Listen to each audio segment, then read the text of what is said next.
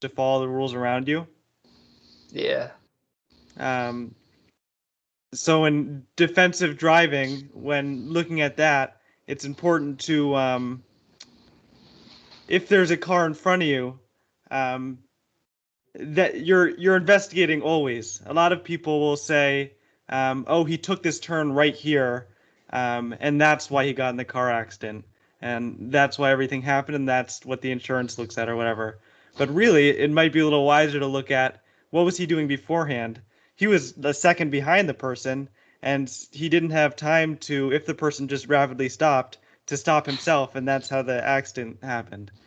And then we look at that a lot of cars tend to drive in clumps, um, and the people in those clumps are in a lot more danger than the people outside of them. So the point of the analogy being that we like to credit things to one single moment, but a lot of you can see a pattern if you're looking, or it's not really that one moment. It's really the events building up, and but that was It's like Steve Jobs says, you can't see looking forward, but looking back, you can see 2020 and how all everything. No, like I agree with what you're saying looking back, but in but I hindsight, can express my, because I definitely relate to you too, in the sense that I had like in, I don't know, a while back when I was younger, I downloaded an app like Headspace, if you heard of it, which is like short meditations, just on your phone, like guided meditations.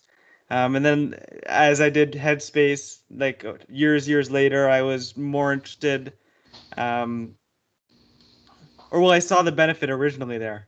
And then, you know how everything works in the computer nowadays, you can just click like one single link and find something that you never would have been expecting to find. Yeah. So it's like, so really, I can credit like my whole finding all this meditation stuff a little more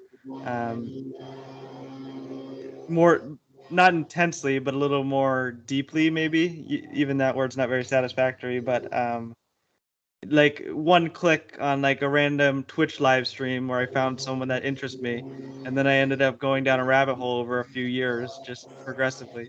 But yeah, in that sense, there was this one moment that I got sort of curious and lucky, and I clicked on this thing, and I never would have found the other resources I would have found if I hadn't clicked on that thing. And there were other clicks too in that process of clicking. But it's interesting to look at how nowadays it can just be a click on a computer rather than having to travel to India, like you were mentioning earlier. Yeah. I'm getting some background noise from someone. No, Yeah. sorry, that's me. There's No, it's like some guy. I don't know what he's doing, but here, wait, hold on. He's blowing leaves indoors. I didn't know leaves could get in there.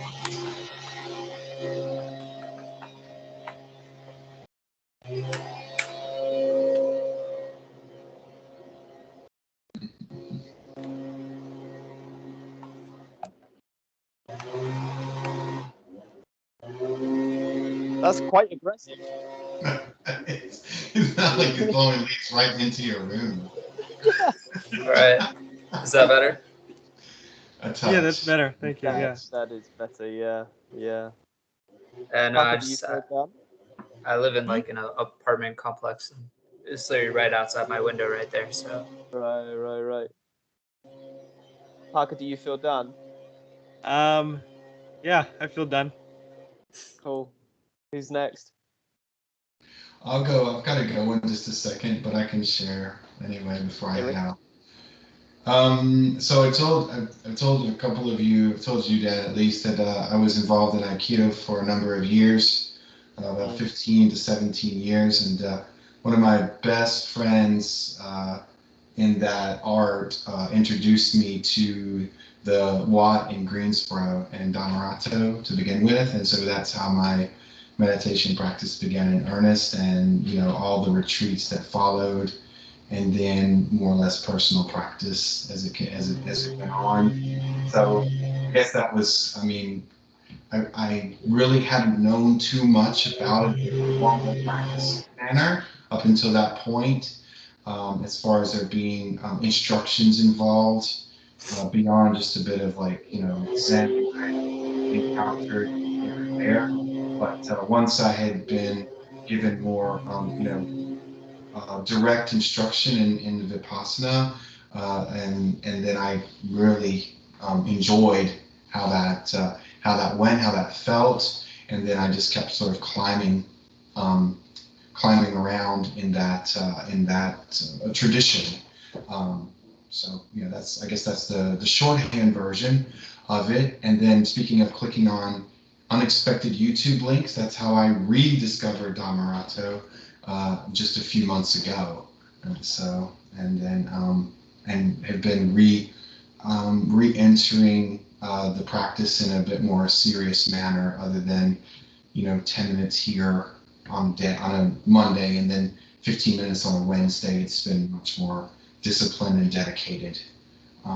Yeah. So. And how much is it? If I can ask you a personal question and pin you down. What's that? How much are you meditating now?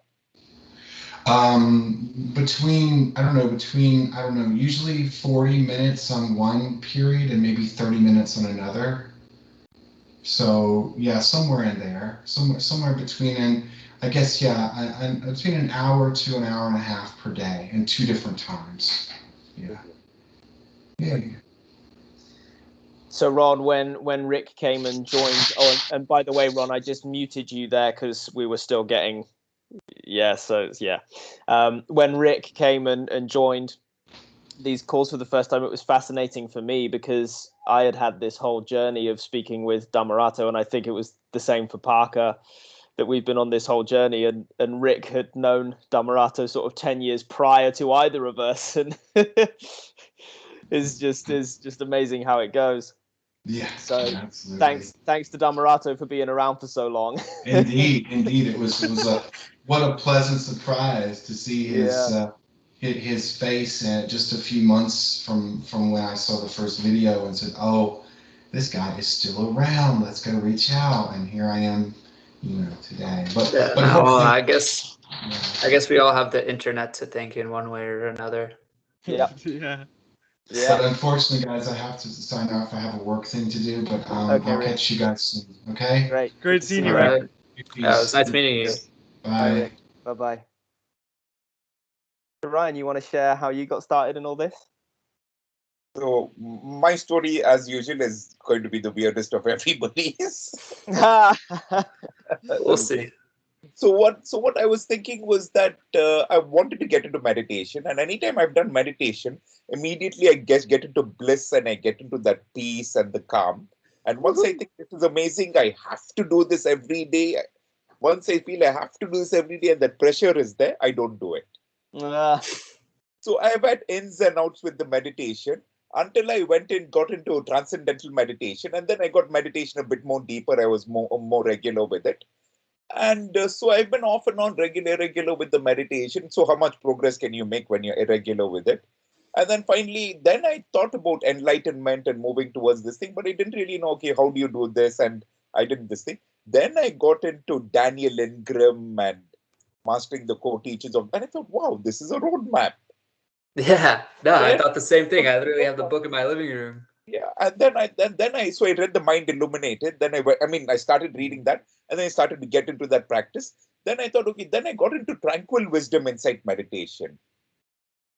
And then I thought, this is the meditation for me. Because Tranquil Wisdom Insight Meditation is you just feel good. You feel that metta feeling. And so what they said is that the usual concentrating on the breath, the Buddha said, it's too aggressive, too pressured, too clenched fist.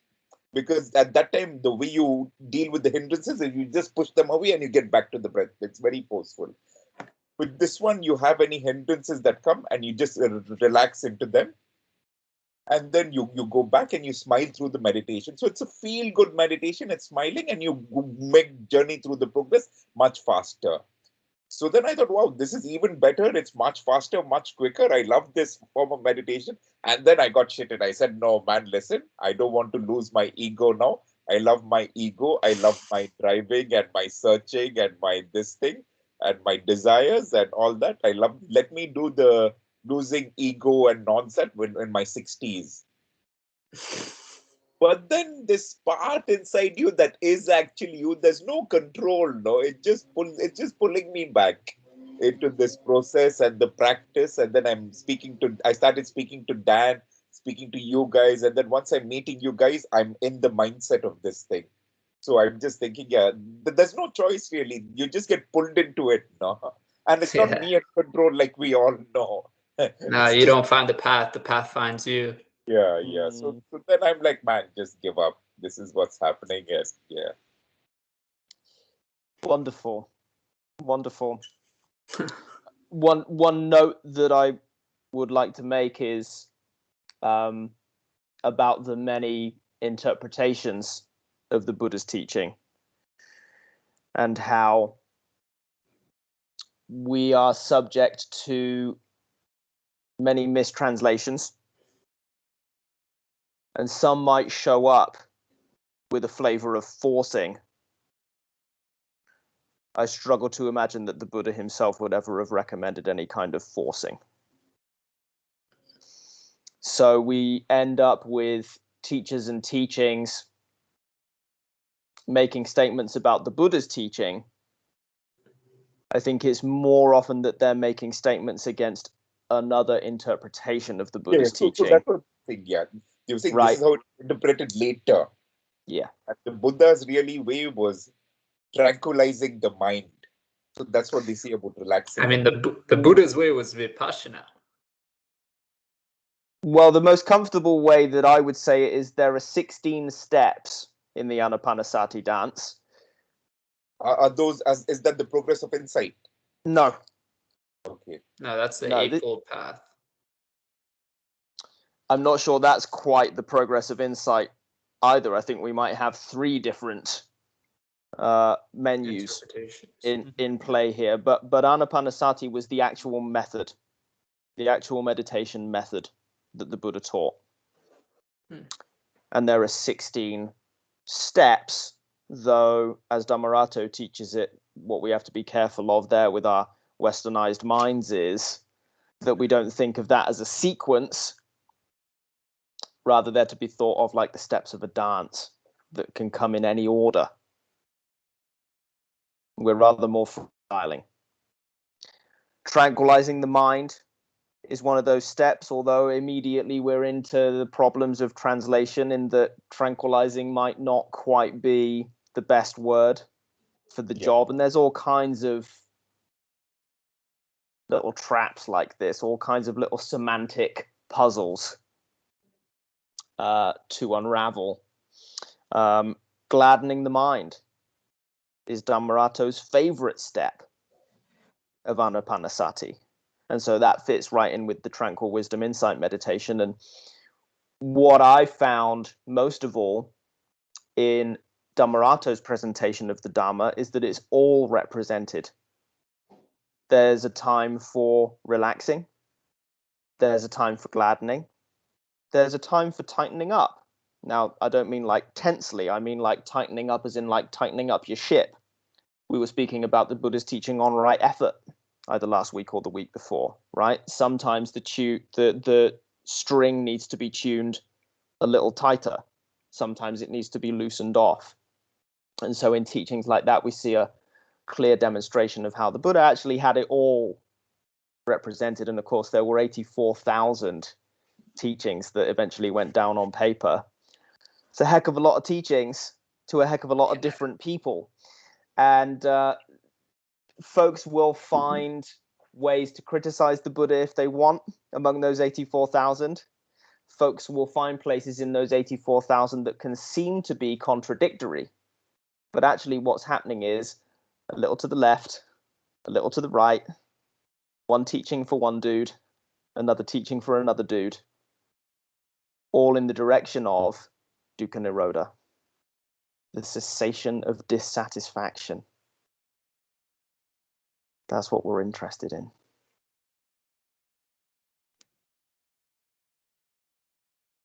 Yeah, that's fair. Yeah. So, Ryan, did you feel done? Yeah, I am. Yeah. That's your whole story. Great. Okay, so the way that I came to this in earnest, Ron, was, first of all, I was heinously stressed out.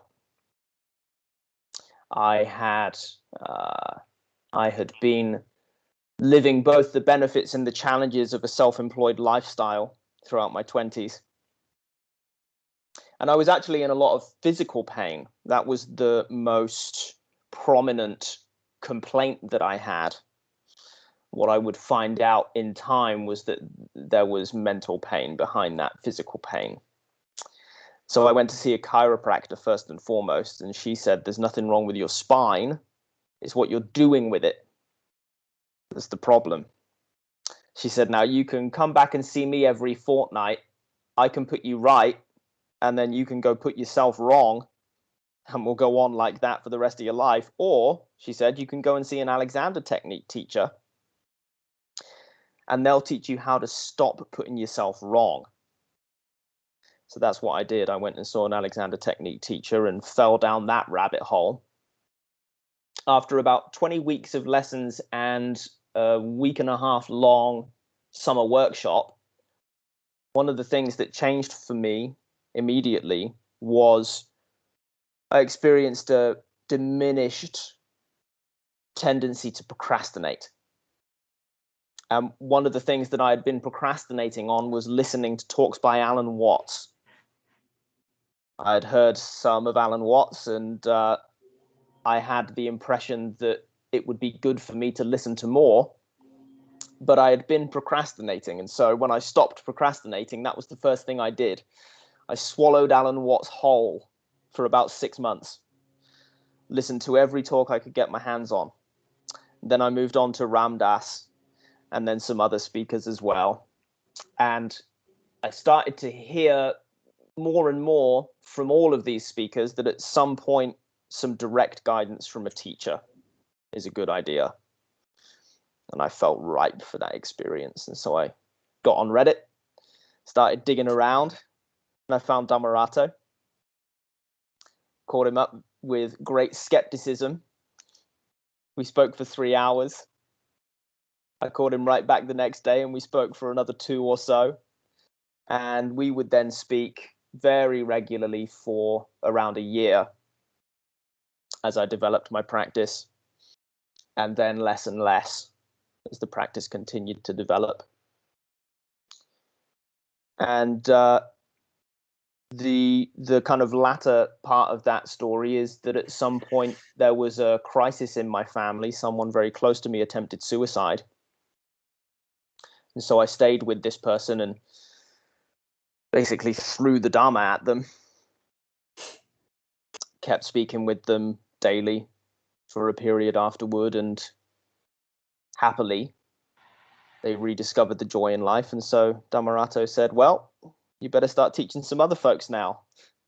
And so I started doing that. And the greatest thing about that was how much it reconfirmed and reconfirmed and reconfirmed for me the benefit of the Dhamma. It's one thing seeing the practice work for yourself, quite another thing when you're sharing it with others and they're coming back at you and saying, hey, this shit works. And here we are. So you still have your body pains? Much less. If I have any of that old physical pain at this point, it's much more on the level of the word discomfort would even be too much. So that old tendency is still somewhat around, but goodness me, I mean, I've freed myself many times over. With the feeling sense being relative, it becomes difficult to remember how much discomfort one was in. Yeah, no, I can understand that. Yeah, yeah. So yeah, I'll still get the occasional backache, certainly if I go and play a heavy show on the drums, and that's quite something. Then maybe I'll experience a bit of discomfort, but I used to be lying flat on a hard surface for 10 minutes after playing a show, just to try to deal with the pain. And I haven't done that for a long time. So very pleased about that. And the Alexander technique stuff and the Dhamma play very well together. I would have all kinds of wonderful conversations with Dhammarato about the Alexander technique, and all kinds of conversations with my Alexander technique teacher about the Dhamma. And sure enough, all we're ever really interested in is dukkha nirodha. We just want to be satisfied, and that's what both the Buddha and this fella Alexander were interested in their own ways.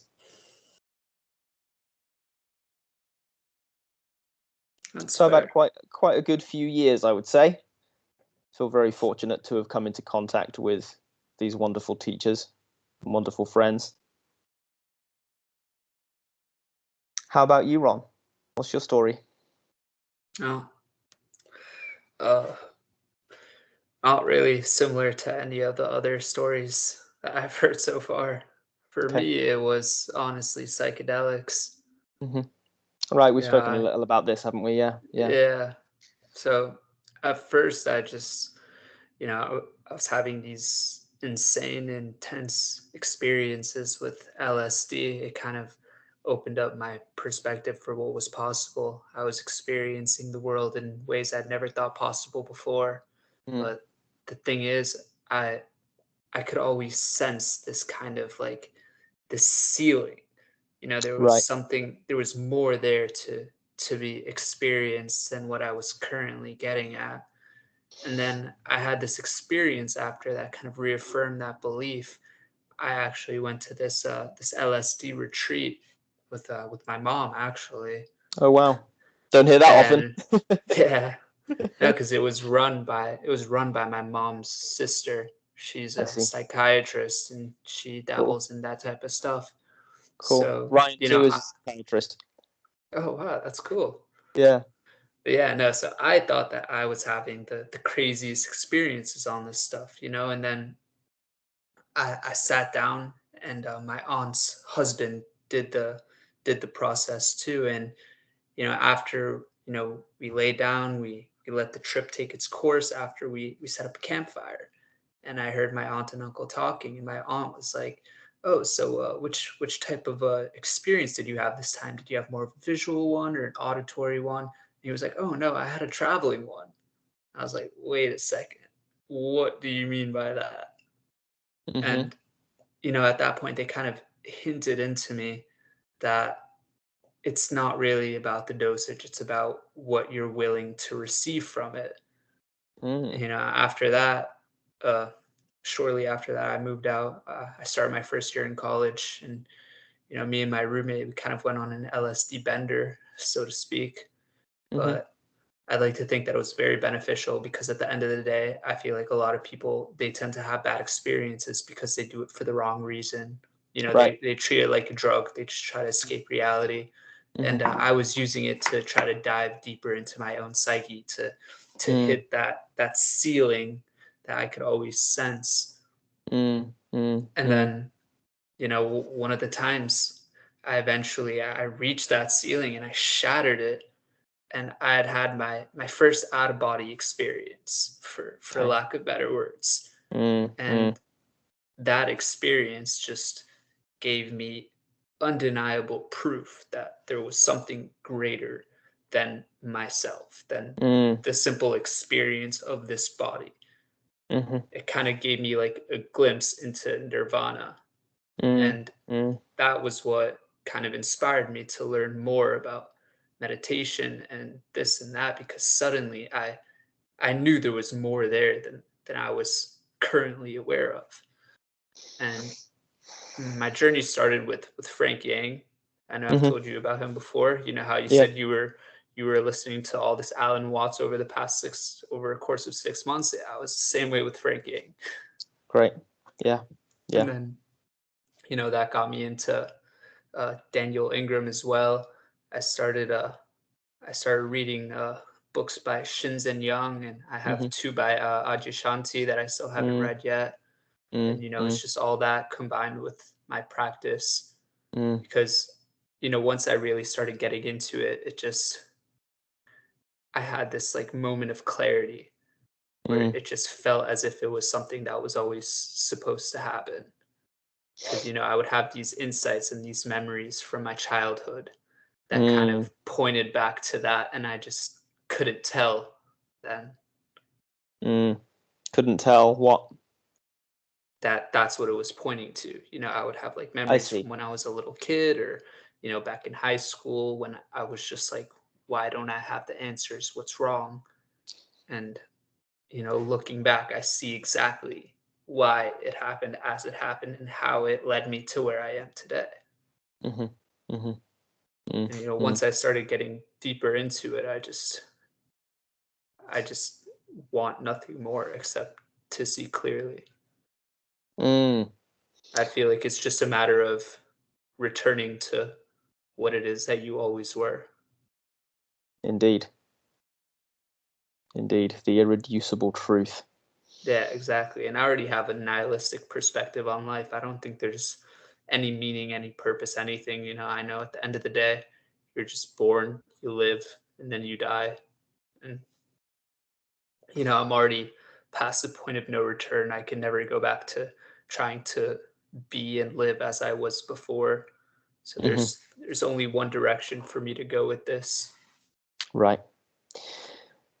And if experience tells me anything, it's that, interestingly, you're highly likely to find yourself living a life which other people will point at and say is full of meaning. Yeah. As you wander around experiencing emptiness everywhere. I don't even know about that, though, because we that's can't another know thing. For sure. We can't know for sure. Well, yeah, but I used to think that I knew exactly what I wanted out of life.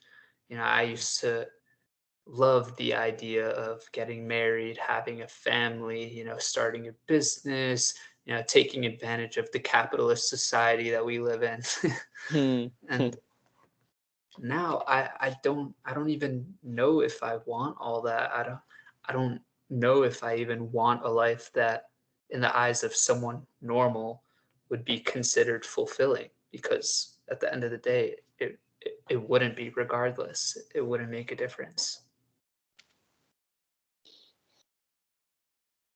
Well, it can't bring you satisfaction.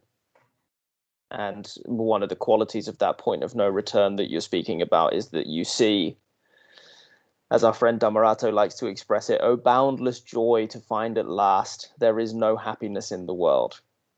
Yeah. We stop looking at things for our happiness, right? Yeah, but then another thing, I used to want to be a father very much. Now I don't think I want to have kids. I feel like the desire to want to have children is inherently selfish, because for the most part, you're not doing it for them. You're doing it for your own desire to have a child. At the end of the day, to live is to suffer. You can't ask them ahead of time whether or not they want to be. Exactly. They're incapable of making the choice. And, this is something I've asked myself over and over very, very many times. If I could have chosen to never have existed in the first place, would I do it or would I not? Because right now, all I'm even trying to do is get back to that vast space of emptiness. An unborn child has no opportunity for realization either. Yeah, that's fair. Right. So there's something to be said for all of that, what shall we say, reverence with which the wisdom traditions treat the human birth. And largely what I see is precisely that when one is wandering in samsara, one might have a kind of resentment toward birth. But then from the place of realization, nothing but gratitude for the marvelous wonder of a single moment. And it's quite a trip to bring it full circle. Yeah. I wish I could say I knew what it was like. But well, that's you do.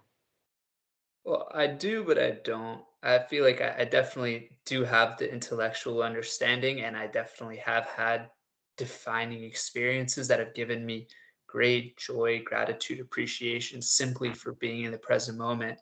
But I feel like I've yet to achieve these insights of direct realization into my own true nature. I've read somewhere that on the path there are 5 levels of realization.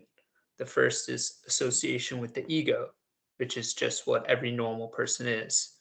The second is association with consciousness or awareness, which could be seen as, where you are after stream entry. The third level is association with infinity, God, love, everything.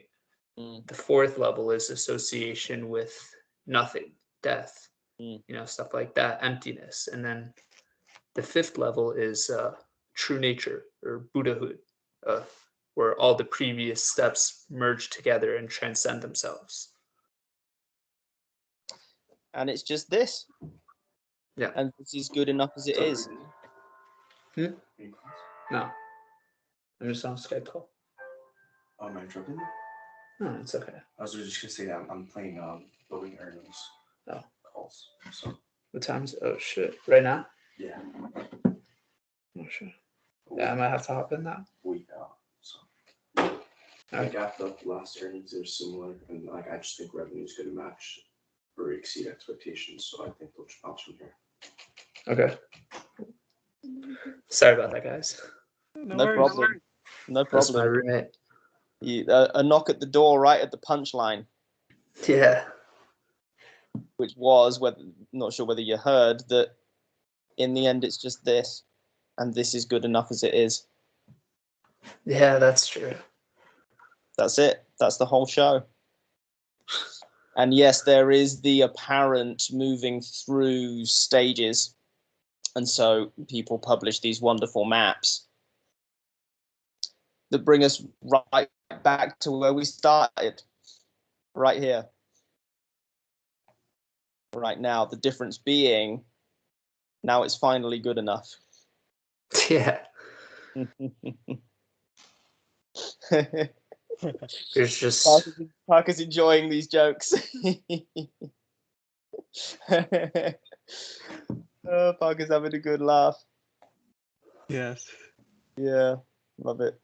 Bhikkhu Buddhadasa had the idea, that's Dhammarato's teacher, of little nirvanas. Yes. Oftentimes, especially now in the West, nirvana is this very grandiose thing that we think. It's kind of really a concept rather than something that we've really experienced. It's just something we've learned through hearsay. But originally, one of the definitions of the word nirvana is cooling off. So something as simple as pizza coming out of the oven, that's a nirvana, it's cooling off. And we have these moments every day, even say after a long day of work, watching the TV, right? That's a little bit of cooling off after a day of you're getting, although the TV might not be giving you what you want exactly, you're giving yourself to the TV and kind of enjoying the present moment. So we have these experiences of nirvana every day. They're an everyday thing. And like Dan said, it's just about enjoying them and settling into them, and they're right here. Yep. Yeah, I mean, we can't get away from it. If truth is truth, there's absolutely nothing we can do to get away from it. Even our most deluded wanderings in samsara are right here, right now. But it's the seeing, right? The seeing, the appreciation. Yeah, that's literally all it is. Just seeing it as is. Seeing it as is, and you mentioned that most wholesome of desires earlier on, which is that desire to see things clearly. Yeah, I know. I feel like that's one of my biggest obstacles, the idea that it's something that isn't here right now. Right. And it's just because when I meditate, I meditate at least for half an hour every day, half an hour of do nothing meditation in the morning.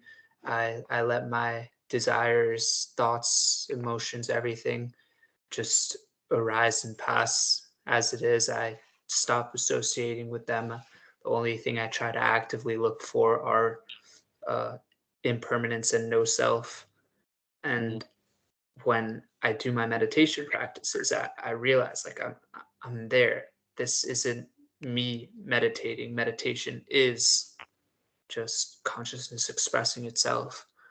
But then throughout the rest of the day, I still feel solidified for the most part.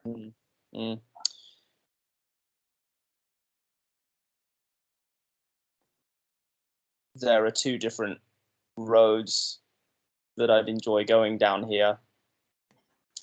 Let's see if I can keep track of them, keep track of the other while I talk about the one. I'll do the quickest one first, and one is a potent antidote to our negative bias that we're trained into with our westernized minds, is to acknowledge the successes that we're having in meditation. I've been told I need to do that.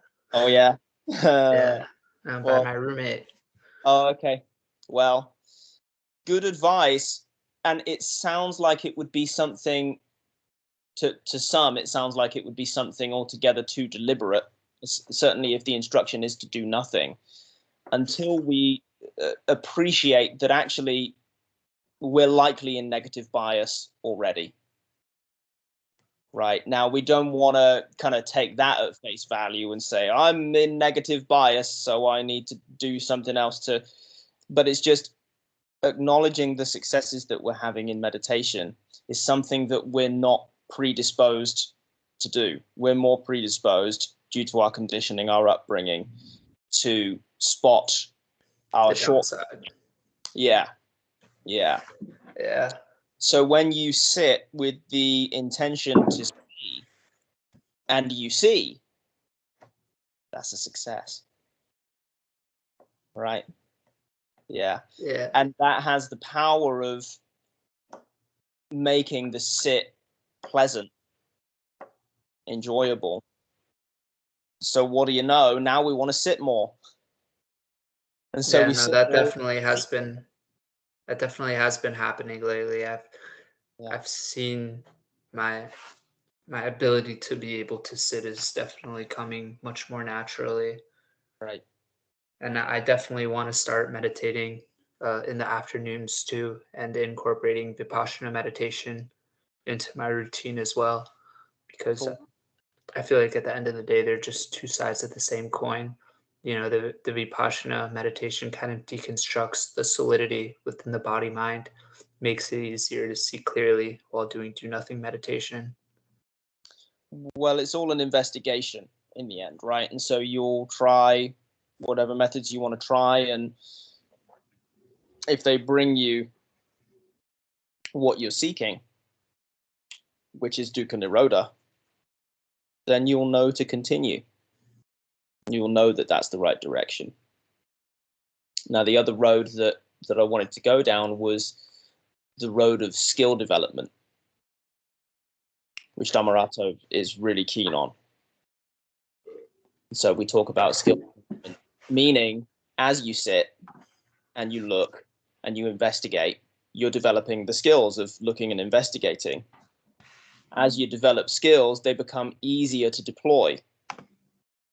And so where once you had to have that distraction-free environment in order to deploy those skills, now you can do it while you're out at a concert. Now you can do it when the dentist is shoving a drill down your throat. Right? Yeah. And the easier those skills become, the more we develop those skills in sitting, the easier it is to bring them into everything. And that's really where we want to be. That's the sweet spot, is where we don't have to do much of anything that looks formal. We've developed the skills so that they require very little input, so to speak. We're still alert, we're still watching, but it's easy to be alert, it's easy to watch. You just don't feel any attachment to the action. Right. Right. But Indeed, when dukkha nirodha is seen clearly, why would you not go in the direction of dukkha nirodha? Why would you ever choose dukkha? Right? So there's a kind of momentum. Why not? Why not? Dukkha is amazing. Tell me more, Ryan. Dukkha is amazing. Suffering is beautiful. It's spectacularly beautiful. In a way of seeing things, sure.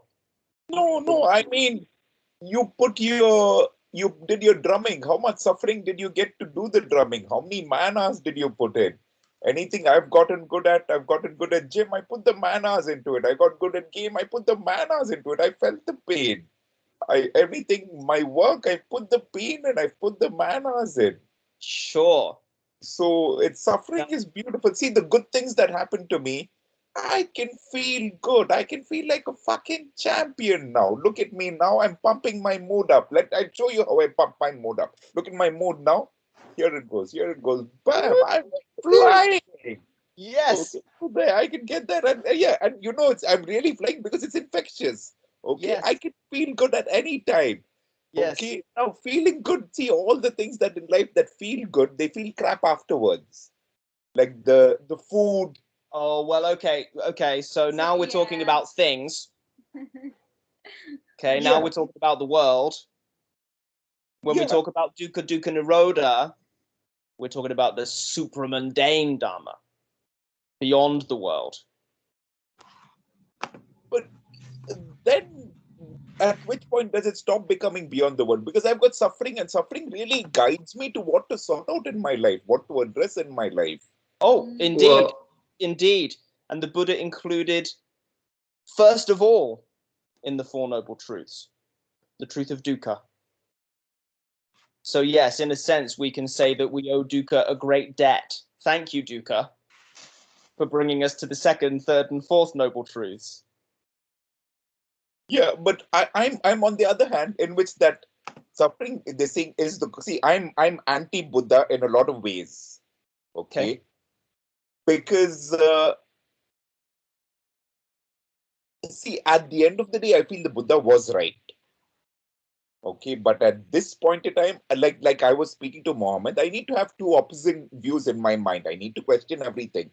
So what did the Buddha do? The Buddha had his wife, he had his children, he left them in the lurch. He went out there. He didn't like suffering. He couldn't even handle seeing a sick lady or a dead person. He went into the jungle.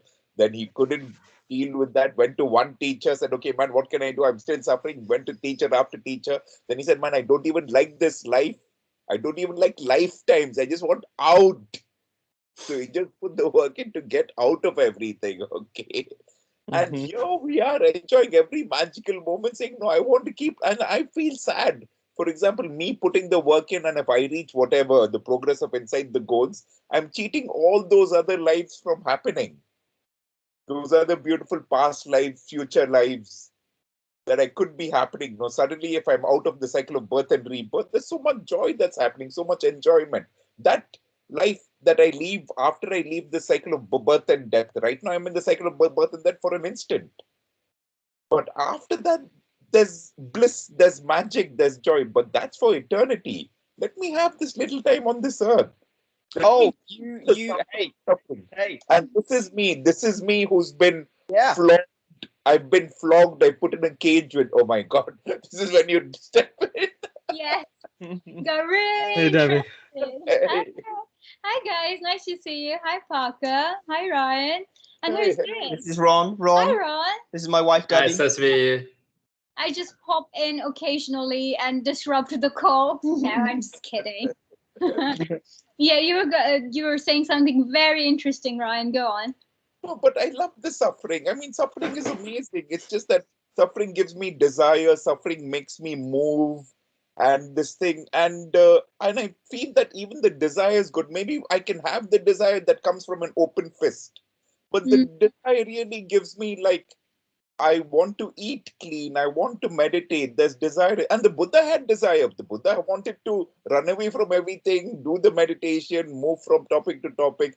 And there's desire, and he's saying so. There's Indeed, yeah, and you can play with the toy of dukkha for as long as you like. I think there's, first of all, what you said reminds me of Jordan Peterson.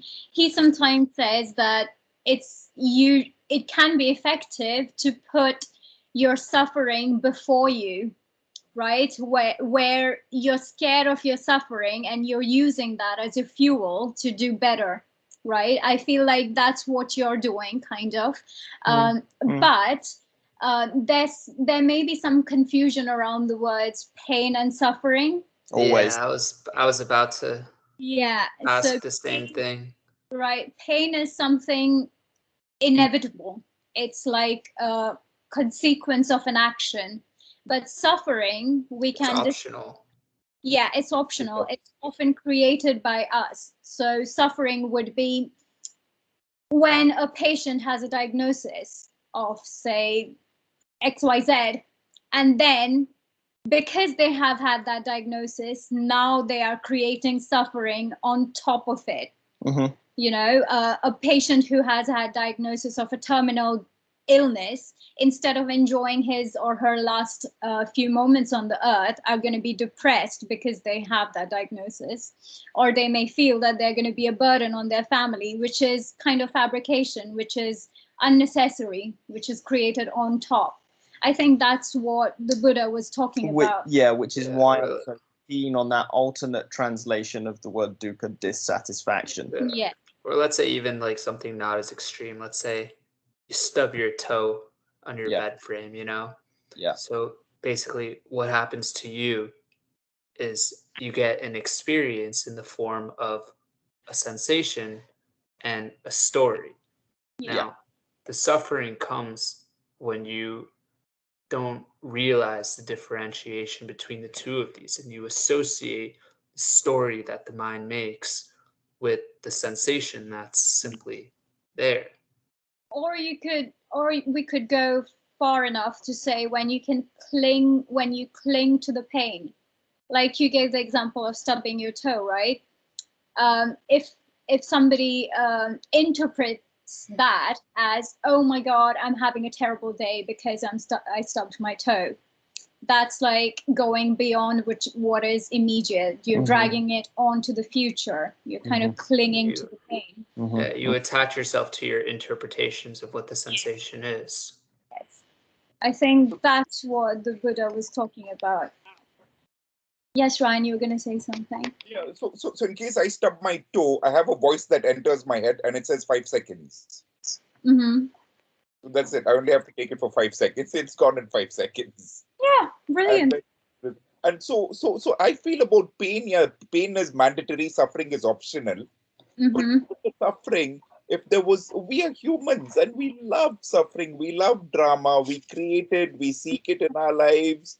And if there was a movie, until we don't. Yeah, if there was a movie in our heads, that was goodness from start to finish, only good things from start to finish, it would be a box office failure. Yeah. Oh, indeed. Well, I don't think we love suffering, but I would say we need it to feel the contrast, to enjoy the happiness as much as we do. Like you said. I agree with that. You need the highs for the lows. But come on, Ryan. You must be loving so much to bloody chase it so much. Sorry, what was that? I was saying, Ryan, you must be loving suffering to bloody chase it so much. Well, it's a kind of a dysfunctional relationship. Yeah. You saying that to a psychiatrist? Ouch. With the contrast thing, that works when it's happy and sad in the worldly sense. In the dualistic mindset. Yes. Yeah. We're not after the same kind of happiness in the practice. We're after the happiness that remains in the absence of all else. The unconditional happiness. Yeah. That is our natural state. That is our default condition when we get everything else out the way. Where you can look at it and be like, And oh, the Buddha has the teaching of. Oh, go ahead. She's done. No, no, I'm Okay. listening. Fuck it. The Buddha has the teaching of gratification, danger, and escape. So when we're going through, and how you talk about, or Danny talks about, everything has highs and lows. You need the opposite to have or you need bad to have the good, right? You don't though, and that's the teaching of gratification, danger, and escape, is that many people, before they are wise, or people who are not wise, they go through chasing the gratification unaware of the danger. They chase the highs unaware that they're lows, even though they've probably experienced them before. They're misleading themselves to think those highs are the end, where they're not. So it's about just investigating the highs that we find, and see if we can find them where they're a little less dangerous. And once we have a high that's less dangerous, we can escape the high that was a little more dangerous. But what if we go for the most dangerous highs? Well, why would you want to do that? No, but we are going for the most dangerous highs. That I we feel are like that's meditating, human nature, and honestly. we're destroying ourselves. I mean, that is destruction of the self. That's a high. I think you're misunderstanding the dangerous in the sense, there is adrenaline when you're doing something dangerous. I mean, my dad's been watching shows on surfing where the surfers are now surfing waves as big as a building, or if it collapsed on them, I wouldn't want to see that video. But there's an adrenaline that people seek, but not everyone does that because they know the dangers. Or the danger. We still have this cost benefit analysis, right? mhm. But then on the other hand, some people do rock climbing like they do free soloing. Yeah. Exactly. Yeah. Thing to be mean that the person at that time is more alive than he's ever been in his life. No. It's because that surge of adrenaline forces you to be present. He might interpret that cocktail of sensation as I'm more alive than I've ever been. And tell me why we have 7 billion I people and think- only one person did that to get their happiness. Well, I think it's not a matter of being more alive. I think it's simply a matter of being more present. You know, when, like, let's Yeah. say you're doing something Yeah. dangerous like that, you put yourself in a life or death situation, like surfing on a huge wave, or for example, going twice the speed limit on the highway. You're forced to be present, because if you let your attention escape for even a split second, that could be the difference between life and death. So at that time, That's a really good point. Yes. So at that time, when he's climbing over there, he has to be in Zen. He has to be It has complete to be awareness. And so the question becomes, can we experience that presence without these extreme phenomena, these extreme circumstances? Again, the story of ditching the raft comes to mind. Raft, how do you say that? Different analogy. No, a person may use that to be present in the moment, Okay, right? yeah, if they were doing it as a deliberate practice, right? If someone was saying, yeah, but that's hardly ever the case. People do it because they're thirsting for that presence, and they have no other way so of we're getting growing up being taught like things. You need to learn your ABCs to be happy, and then we'll be proud of you. You need to get a job and then we'll appreciate you. So we go through life living by the same mindset. We need to do this thing to get that, and we take and then so the rock climber thinks he needs to be in that rock climbing mode to be satisfied, to be in the moment, but you don't, right? There's enough to look at right now. I mean, you have your own personal body, your own toy, and you can play with that. You can investigate that. You don't need to be on on a mountain to do some investigation. But I feel, see, Yes, I would argue that those people who take on those challenges are probably practicing mindfulness of some sort, minus the insight. Does that make sense? So They're experiencing it, maybe. Yeah, I think they're practicing it, but they're not consciously aware that that's what they're doing. But without insight into the jhana. So that's the best way for them to practice, right? But obviously there's a more easier, more wholesome way to sustain, and a more sustainable way to do that. Yes. Now, to pick up a thread that was going earlier, Ryan, you mentioned the hardships of something like learning to play the drums. Well, what I can tell you about my experience with that is it was a mixed bag. Some of the moments felt hard. Some of the moments felt delightfully easy. When I speak with people about my experience of learning to play the drums, as a teenager, honestly, it was often as though it was happening to me. It was, for the most part, a very easy process. And certainly, having seen hundreds of drum students since, I can tell you I was the anomaly, the kid who just wanted to be all the time. So a lot of the moments were actually very pleasant. I've experienced all kinds of euphoria in playing music. What I became interested in is the question, well, okay, can we do away with the nasty bits? Can I teach someone to play music with just the nice bits? And I'm having tremendous success. And we've been speaking about this pretty much, haven't we, Ryan? I feel there's one major source of distress and pain in my life. Okay.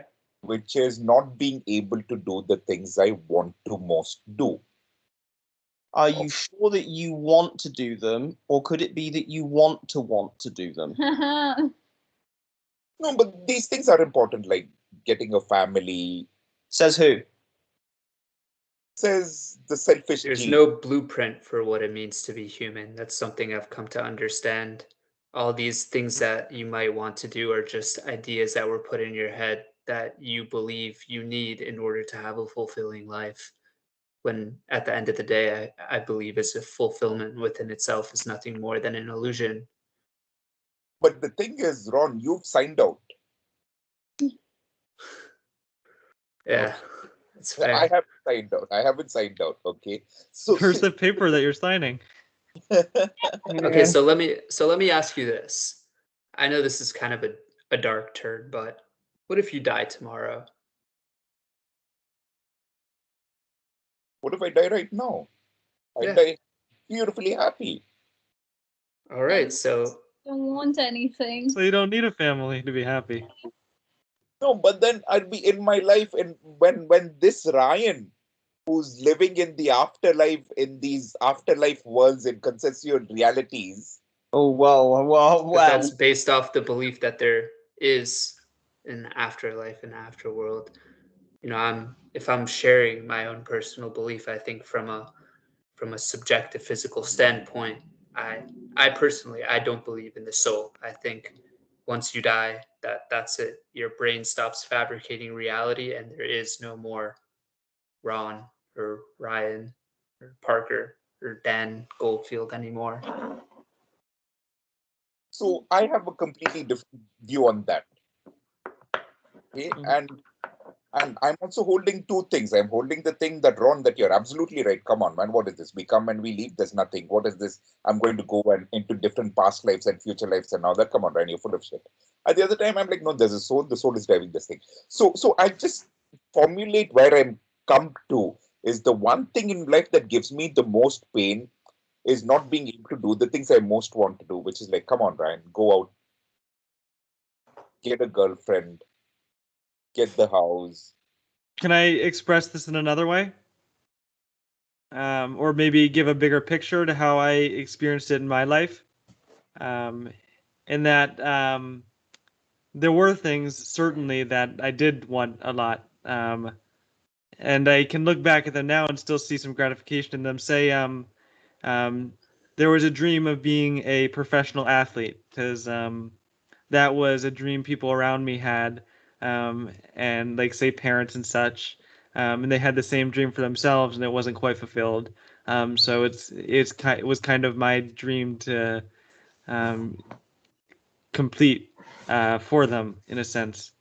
So it's so as a kid, when you're young, you ignorantly adopt that as your own, right?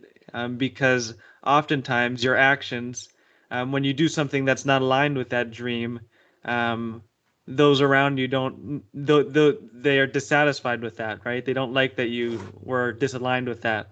So you continue, and you kind of build a model in your head, like, I'm going to do this because it makes me happy, because it does make you happy. If everyone's around you, is mad at you, you're not happy, right? So you continue with that, and you follow that, and you're like, this is the way I'm going to be happy, is becoming this professional athlete, this dream that I have. And the same can be said with a career But going to college and such, a career in you have music. to make you happy. I'm not doing these things to make me happy. I'm doing these things because they have to be done. Now, Exactly. I who have tells to become me a they have to professional be done? athlete. I have to get a job. I have to go to college. Yeah. Um, So the way I see this thing is that I need to provide for future Ryan. And the thing is, past Ryans have wanted a family, future Ryans will want a family. But this Ryan has to do the hard work of going and meeting people and possibly getting rejected and getting this thing and saying no and yes and the ups and downs of the dating game and all that. I have to do this. So I Okay. think So one thing like, to I understand I want to point out one thing. You've heard the idea of destiny, right? Um, I like think this it's thing better will happen. phrased determinism. Well, I think oftentimes the word destiny, we say we have this destiny. I think that can be understood as we've done these habits in the past, um, and when in the past we haven't changed these habits, um, consistent actions have happened. We have these habits that build up. So we make the ignorant assumption or false assumption that I'm going to continue doing these habits and the same thing's going to happen in the future. But you don't know that. yeah. So see where I'll tell you where I'm going with these things. Okay, mhm. is yeah, you're right.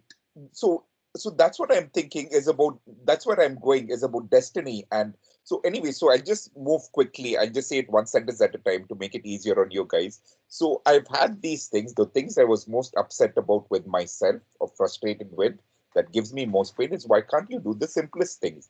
Why can't you be consistent and have a daily meditation practice? Why can't you be consistent and have a daily harmonica practice? Why can't you be consistent and sort your sleep out? These are simple things that we'd like for you. Why can't you exercise every day? Simple things. Meditate for 20 minutes, exercise for 10 minutes, that's it, happy. But you're still not doing that every day. What the fuck? Why can't you do these simplest things? And then I find, after speaking to Dan, maybe the reason I'm not doing these things is there's too much attachment attached to it.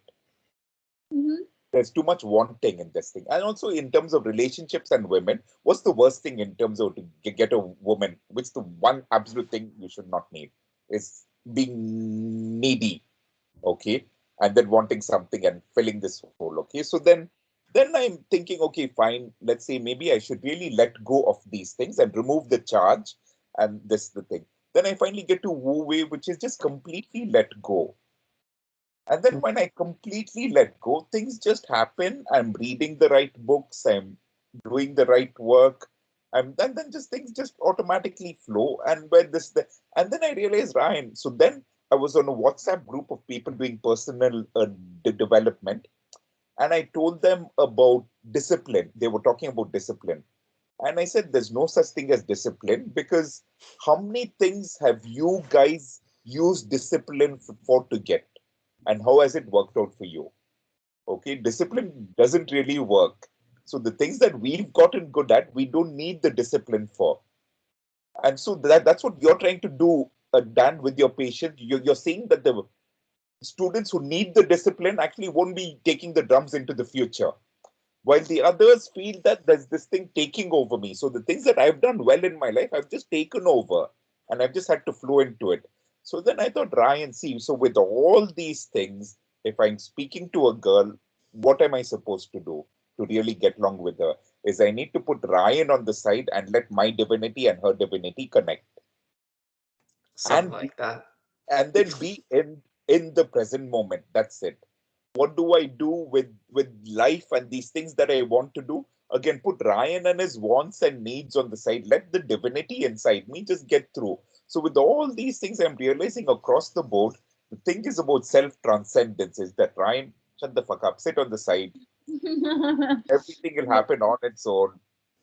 I am Shiva. I am running the show now. Let Well, me yeah, give that's better than your wildest dreams. And here you go. You just sit back and relax. Yeah. that's actually the concept behind. Oh, I'm sorry. No, go ahead. I'm done. Go ahead. Yeah, I was just gonna say, like before you were saying how, I've signed off and you have decided that you don't want to yet, but that's kind of the concept behind the whole path. It's just you let reality happen on its own. Everything is still happening. There's just no doer in here slowing down the process. It just it does itself. Exactly. Yeah. Yeah. And one way that we could express that would be the difference between wanting, i.e., something that occurs naturally, genuine wanting, and wanting to want, which is altogether more of this. Shoulds, oughts, and musts. Things will be better if, things will be better when. Right? My experience with the question, what do I want, was at some point in my Alexander technique training, we were doing a lot of personal development material, and that question is foremost in the personal development material, right? What do you want? Otherwise expressed as find your why, right? And I agonized over that question for a good year. Spent about a year agonizing over that question, which doesn't sound like long in conversation, but it felt like long at the time. And what changed was when I stopped trying to answer that question in the abstract as an essay question, what do I want, ... and started looking at what I'd been doing for the past hour, day, week, month, year, decade as evidence of what I actually want. Because if a desire is genuine, unless you're in such a mess that you're just acting entirely on shoulds, oughts, and musts, you would hope that your behavior will tell you something about what you want.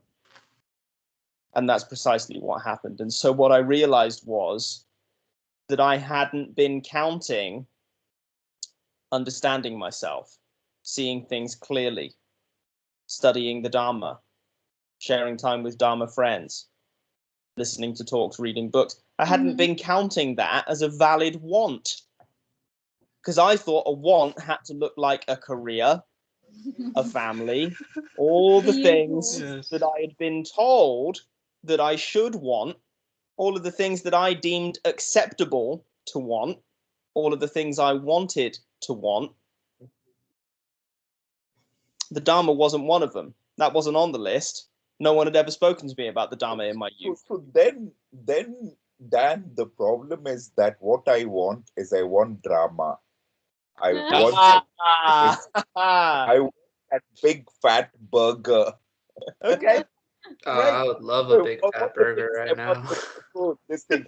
And then I find actually that what I need to be putting myself through is I need emotional discomfort. I need to put myself in dangerous situations where the ego is under attack. Not dangerous situations where I'm standing in front of traffic, but where my sense of self can change. And well, so, could you give an example? for example, if Dan's doing drumming, then suddenly Dan is now a teacher. So to step up to become a teacher, his sense of self changes. Yeah. When you enter a relationship and you're getting married, suddenly your sense of self changes. You're like, oh, okay, man. This is what it's like. It can be a different thing. It's different. And the ego wants to hold on to what is. The sense of self changing. If suppose the things I want to do, if I succeed in meditation, forget about my sense of self changing. There's just no self at all. If I want to get to exercise or whatever, there's again the old self is broken down and the new self is built up. So with all these things, that sense of past self goes to be built up by something new. And then there's also there's that egoic homeostasis where it wants to hold on to the old person. I want to write books, and then there's a change, there's a fear. And I think all fears underlying as the same thing, that loss of self. But interestingly, self is itself a very elusive concept, because what we think is self is not your real self. So when you think of Ryan, you construct an image with experiences that speak to you the most, that have stuck to your memory for some reason. So basically, your version of Ryan is a fabrication. So if you think it that way, there is no Ryan in reality. So what you're saying, that your sense of self changes, I agree with it, but it's more like a role that you're playing. See, if you whatever you're saying role that I'm playing. Yeah. I've done a lot of personal development work across the board, across several fields. Yeah. Okay. I meet anybody whom I met when I was 13. They say, Ryan, you haven't changed at all. That's their interpretation. They're choosing to focus on the parts of you that haven't changed. No, but that's what they will say. Come on. I mean, your friends also know, who meet you from 12 and 15. They'll tell you, man, you haven't changed, in a nice way. And that would just reaffirm the belief of the self. Yeah. See, what is happening is, this is all malleable. This is the present moment. That's all there is. I'm creating a past narrative. I'm creating a future narrative. And based on my narrative, my life is just going. If I do a piece of work to change a certain self-belief, my life changes after that.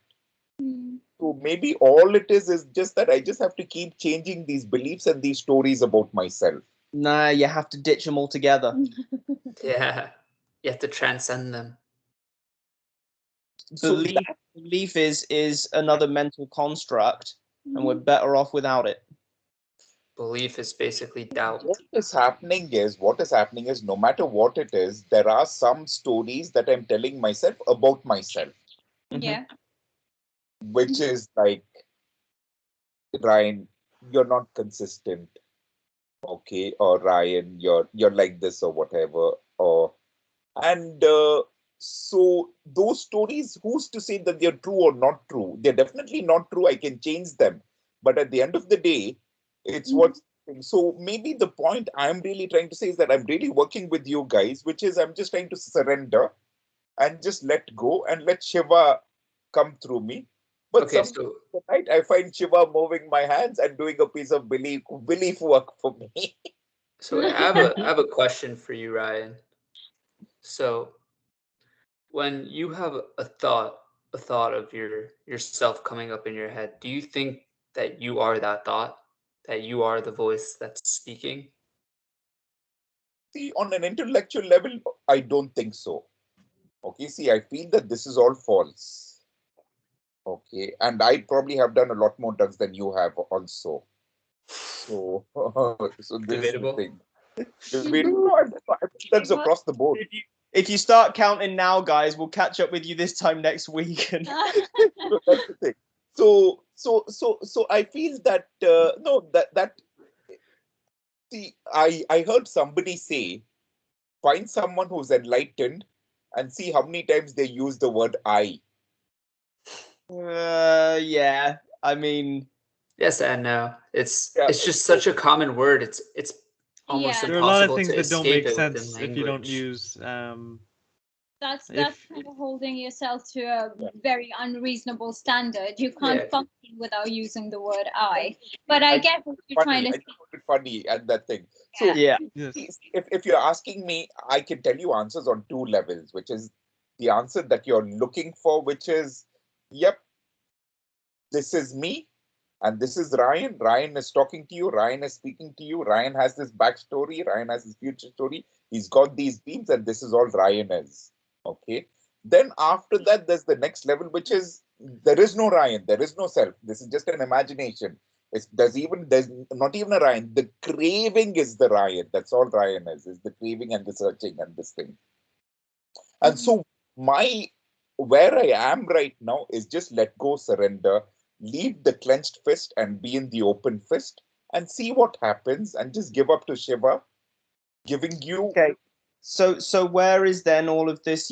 We kind of went down this road, Ryan, on this idea that you said this is like your main problem right now, is that you find that you're not able to do the things that you really want to do. So, but now once I suddenly give up, I'm able to do all these things easily. Perfect. Yeah. Bingo. Yeah.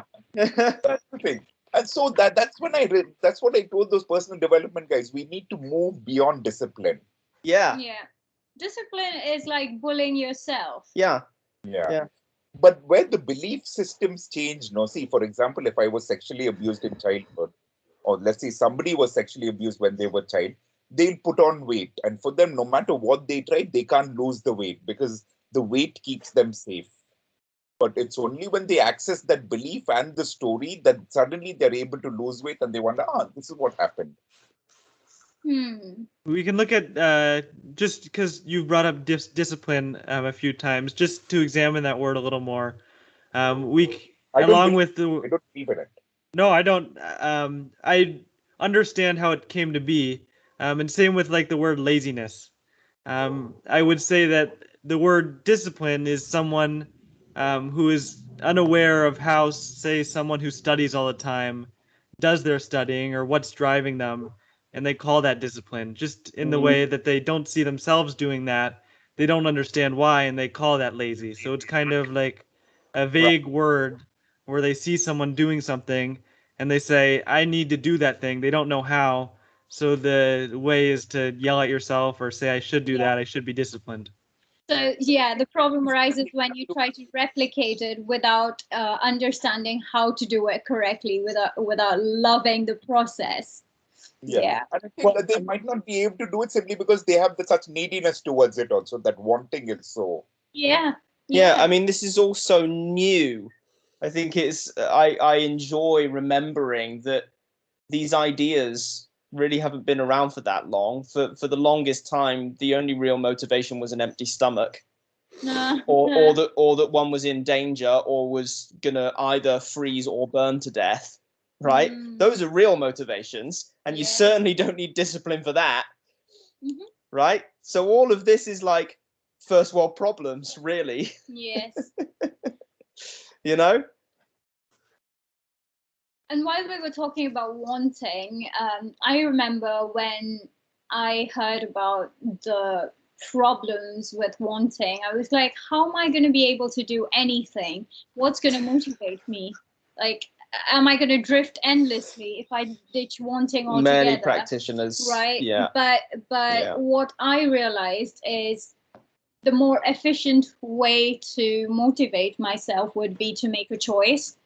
So, like you were saying, Parker, making cost-benefit analysis and making a choice rather than wanting to want, or determining that I have a need and all of that stuff. It has to be a choice right now, and that's it. Nothing more, nothing less. Much simpler. Yeah. And those choices will compound, right? They'll start, part of that choice will be surrounding yourself with more noble people, right? And then it's going to be a whole lot easier to make that choice when you're around noble people. Yeah, it snowballs, right? Yeah. And also we change over time also, because now Ron looks like he's signed out. But in another 5 years, he might be this personal development guru who's got the Rolls Royce, banging the hottie. He's got this cult down somewhere else. I mean, there's no reason why I can't do that and still be. And there's no reason to speculate either way, right? And in that whole conversation of where so many practitioners come to that point of feeling like, if I realize emptiness, I'm just going to drift, or worse, I'll just be at the bar all day, every day, or, you know. Like, see, that's actually something that I don't agree with. You know, I remember, Ryan, earlier on, you said you can kind of predict the future. You're able to like see how things are going to unfold based off present situations. Might have been joking. No, but I can. I have to be able No, to. but I have to be able to. I saw you know, this you can today. I saw this patient today. I know within 4 to 6 weeks he's going to end up in hospital. So in the same way, I can kind of see the direction that my life is heading in. I wouldn't be able to tell you the specifics, but I can tell the general direction it's going to go in based off the way I was raised, my household, the people I surrounded myself with, like career-wise, business-wise, financially, this, that. But I feel like the only difference is with the practice is there's no attachment to the lifestyle.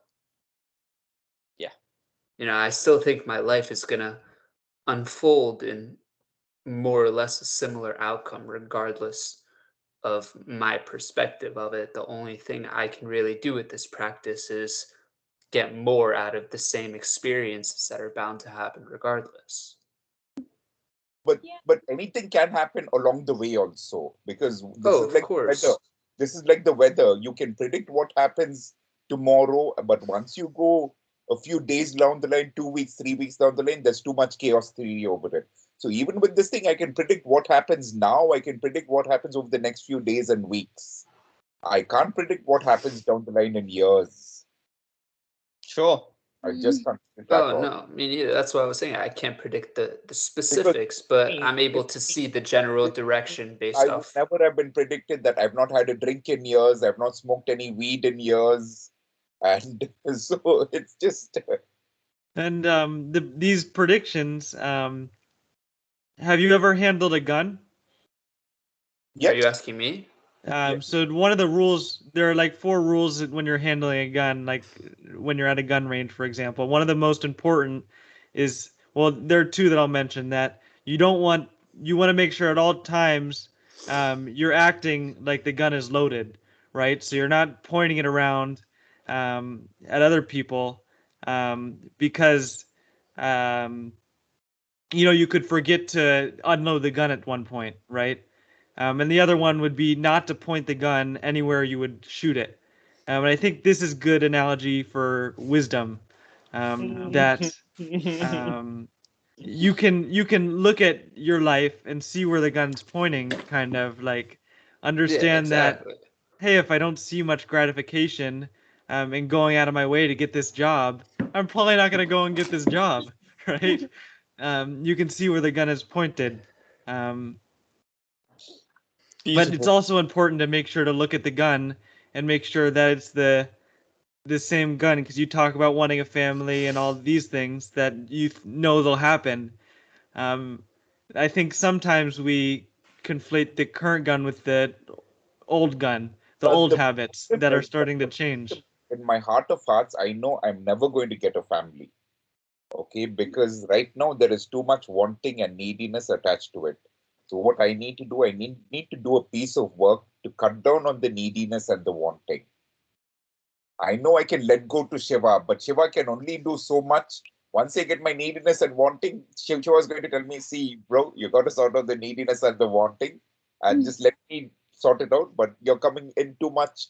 You're getting in the way even with the neediness and the wanting. So that's when I say, okay, fine, I do a work where the charge goes. I need to tell myself that whether I have a family or not, I'm okay as I am, and my life is amazing. I don't care if I have a family or not. Then once I get to that stage, the next week or 2 weeks, I'll get a girlfriend. Could be, could well be. Certainly you will be, but it could be that you won't. But you will be more active on balance. Yeah. I used to be the exact same way. I used to really want a girlfriend, eventually start a family one day. And then I started going through this nihilism phase, kind of, where everything was meaningless, like I was talking about earlier. And I decided that I didn't want to have a family and that I didn't want to have children. And at this present moment right now, all I can really say is that I neither want one nor don't want one. I will just accept as it comes up. Who knows? Whether it does or not. I did ayahuasca for the first time. And then I realized, wait a second. I don't exist. The world doesn't exist. Everything, I come with nothing. I leave with nothing. Everything I work for doesn't matter. Nothing matters. What's the meaning of life? This is so bleak. And then I went to India. I was having a knee operation. So I'm just banged up in hospital. I have to listen to my mom all day long. I come back home. I'm staying at home. There isn't anything else to do but smoke weed all day long. So I'm just lost in this hell. I'm just wondering, okay, man, what do I do? And at that time, actually, I met the girl whom I actually felt most in love with at that time ever. So what I did was I got the ayahuasca from the UK from eBay, and I made the ayahuasca. I made it for 6 hours in 2 separate vessels, and I got it down. And I said, okay, man, you got me into this. You get me out of it. This is so bleak. I come with nothing, leave with nothing. What's the meaning of life? There's no meaning, and this is the thing. And I'm just so bleak. And then she told me, but I've just told you you're God. And then I said, okay, fine. And then she said, live every day with bliss. So then I started doing that. Then now I find there's an even better answer than living every day with bliss, and which is being real. And so that's where I am now. But then now I'm thinking there is nothing real also. So it's like, oh, so the fabric of my reality is just breaking down over the last few days. It's just, yeah. So if you ask me what's changed a lot for me, like Ron, your question at the beginning is meeting Dan and meeting you guys. Suddenly, and the practice, the fabric of my reality is just breaking down. And it's like, wait a second, I'm just this. I thought I had free will. I thought I had determinism. I thought I could anything I wanted in my life. It's nothing. So now once I let go, it's like, okay, man, I'm on this treadmill or this movie that's playing, and I'm just an actor, and I just have to watch it playing. And then I'm thinking, okay, maybe the only way to change things around here in my life is to change the software. Well, the interesting thing about reality is that we'll never know which reality is true, because we all perceive reality in a slightly different way. Because subjectively, yeah, subjective is the right word. So if you think of seeing a microscopic image with different brands of microscope, and the different brands use different composition to make different qualities of glasses. So everybody's reality is going to be, everybody's image is going to be slightly different, right? It's like the people with 7 blind men and the elephant. Oh, I don't know about that. so basically, Go for it. I'm sorry, it's your story. You explain it. I just got excited when I heard you say it. 7 blind men, and that person who touches the ear and he says, oh, it's got this thing, who touches the trunk and he says something else, touches the horn, says something else, or the tusks and he says something else. So different people, the tail. So they have 7 different versions. And so I feel in terms of truth, there are people who know the truth. For example, in my mind, one is the people who do astral projection. I feel those guys know the actual truth of what's happening because they visit external worlds and consensual realities that actually exist, and they know the truth of what's happening around the world. I actually have a. Oh, sorry. Well, hold on. I just want to say, how do we know that their accounts are objective truth and not just more subjective? So there are 2 people. There are different people who've gone to the same places and found the same things, and they've met each other over there, come back and shared viewpoints. Ryan, explain to me what you mean when you say the fabric of your reality is collapsing. The fabric of my reality is collapsing is that, see, I thought until last week or a couple of weeks ago that I had determinism, I had free will. If I wanted to lose weight and I wasn't losing weight, it was just because whatever, it was just too much charge attached to it, or like I've gotten off. So now I just feel that there is this subject-object differentiation. So if the seat of my consciousness is not here and it can be here, and there and everywhere, then where is the question of free will and self-control? Then how can I have self-control if there is no self? And then if we suppose... Can I point something out? Yeah, it sounds more like it's your belief system that's collapsing. We have so when we talk about reality, obviously we don't know what the elephant is, but we do have like our sensual inputs, right? We have the 5 senses of being able to touch the elephant, and that's the reality we have, right? The feeling of the elephant, and oftentimes the person who's touching the elephant, they'll get into conceptualization, right? They'll start, oh, this elephant must have a nose because I'm touching its foot, right? But you don't know that. That's not reality. That's the conceptualization, right? So when we say our fabric of reality is collapsing, we're really just investigating and knowing that, oh, I really don't know if there's a nose on this elephant. I'm just touching its foot. Yeah, Right. yeah. So, but the foot is real to you, so relatively real to you, but the nose is not, right? That's Yeah, and the if we're even more exact, the sensations on my hand are real, right? The rough skin is real, or whatever. We Well, can yes, break down and conceptualization as much as possible. indeed, and we don't have to be insistent about those fabrications of the mind being unreal. We can say they are fabrications of the mind. Yeah. So Exactly. we don't averse by them, but Right. we just see them as something happening, the mind's interpretation. Yeah. So They can be I have a question more specifically for you, Dan. Mhm. So I know that you recall, as I said earlier, about how there were the different levels of insight, how there was awareness with the ego, then awareness or association with awareness, association with consciousness, just that. So from what I've read, all these different associations, all these different levels of insight, they're all altered states of consciousness, Mhm. except for the last one, Correct. where everything syncs up to itself, transcends everything else, and that is the one unaltered state of consciousness. So, with that being said, I just wanted to ask you, what is your moment to moment perception of reality like? Very ordinary and delightful.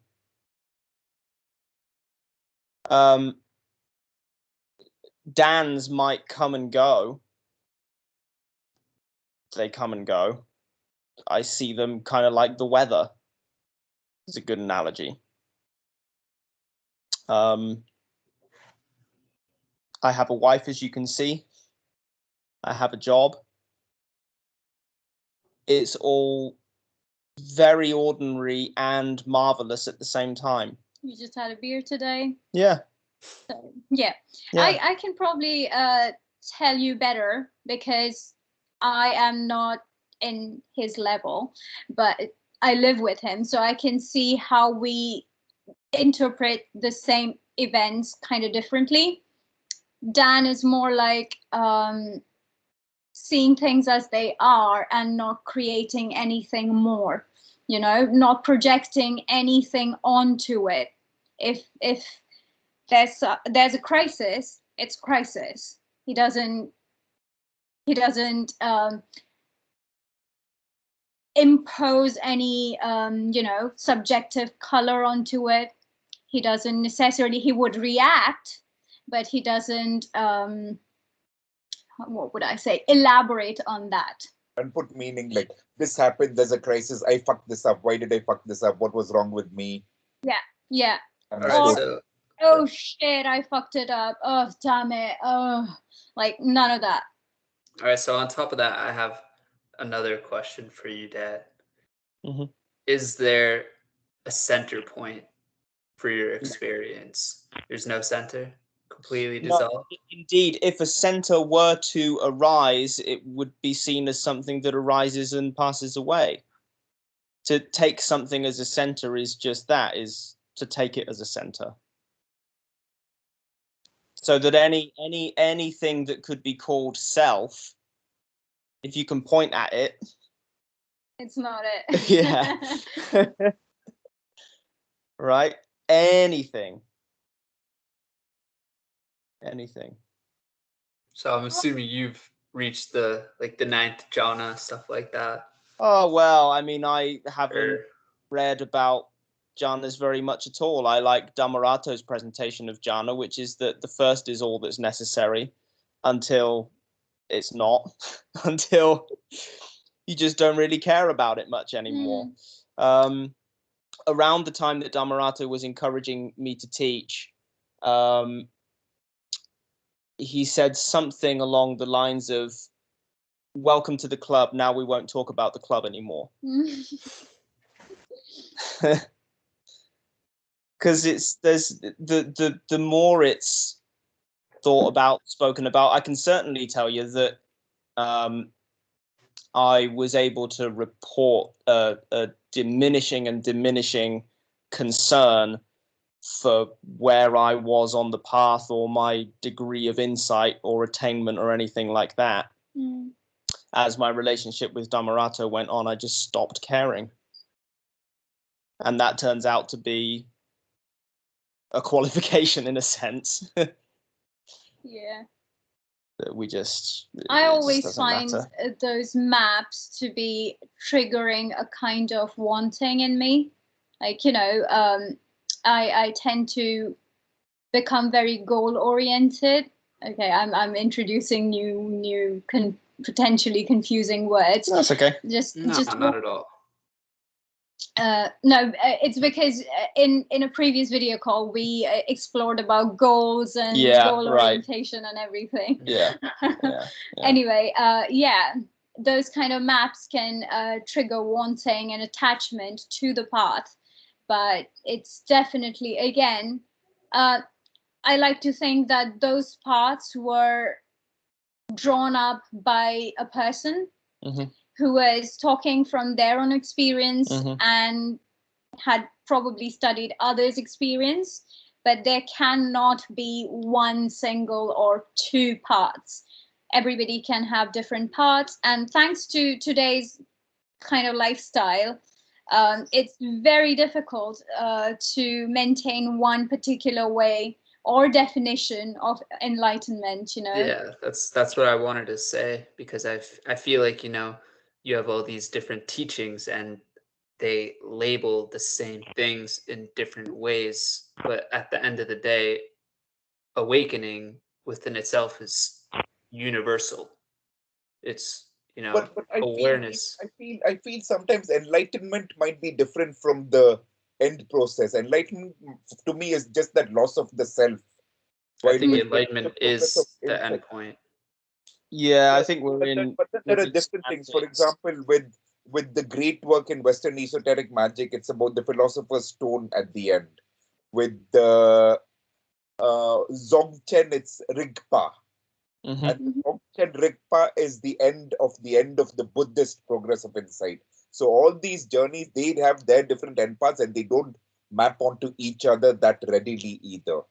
Well, it's dodgy territory when we start trying to equate what one teaching says with, and this was a major challenge for me at some point. Was here's all of these ancient teachings, and in most of these teachings we find very convicted language that the teacher is saying this is the way, all other ways are false.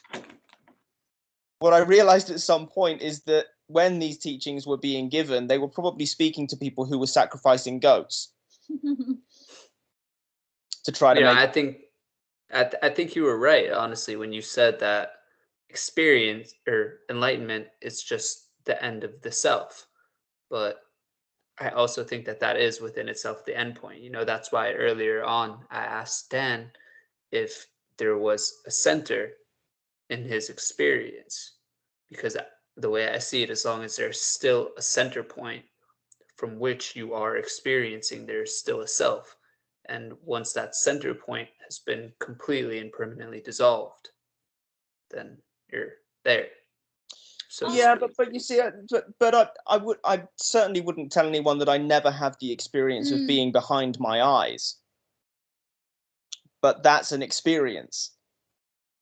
Also, does that make sense? And it's not around all the time, and it's never been around all the time. But I remember a meditation in which I realized that it's not around all the time, where in delusion I had been thinking that it was somehow ticking along in the background.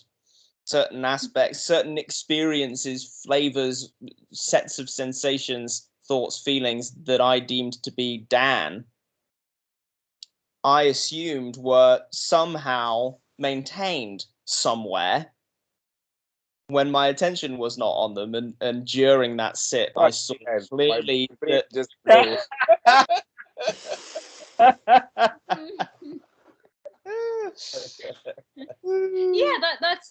that's actually that can trigger acceptance and ultimate realization in you when the brain goes, this is too much, I'm going to shut up. That's Yeah, I mean, exactly. that's the first Which means, step so to insight. I'm thinking I'll go through meditation and the self is going to dissolve.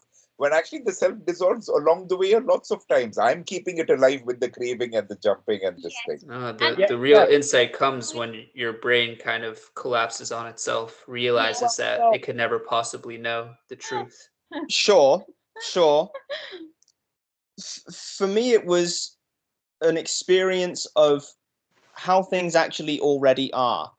Yeah. I love speaking about the path in subtractive terms. It's a process of subtraction as opposed to achievement, attainment, getting something, changing something. It's about seeing things as they already are. And so what I saw in that sit was the way things had always been, was that there was an experience coming and going that I took to be Dan. And that it was indeed an experience coming and going. It's like Rupert Spira says, if someone asks you about tea and coffee and you choose coffee, there's no thought between tea and coffee. But there are these other filler thoughts, some of which with I, and that I takes responsibility for all the other thoughts. Yes. Right. So you it's not that you always prefer coffee, you sometimes maybe prefer tea, but you're making a generalization based on the number of times you've reached for coffee, right? So but even not even that, it's just a random thought that came. Right, okay. Thoughts that we have are just random thoughts that come, and we are not creating the thoughts. It's just random thoughts that are coming. And Well, tell me this, Ryan. Would I tell me this? Say there's a new Marvel movie coming out, for example. Would someone 1,000 years ago, would he have the thought, I want to see that Marvel movie? Of course not.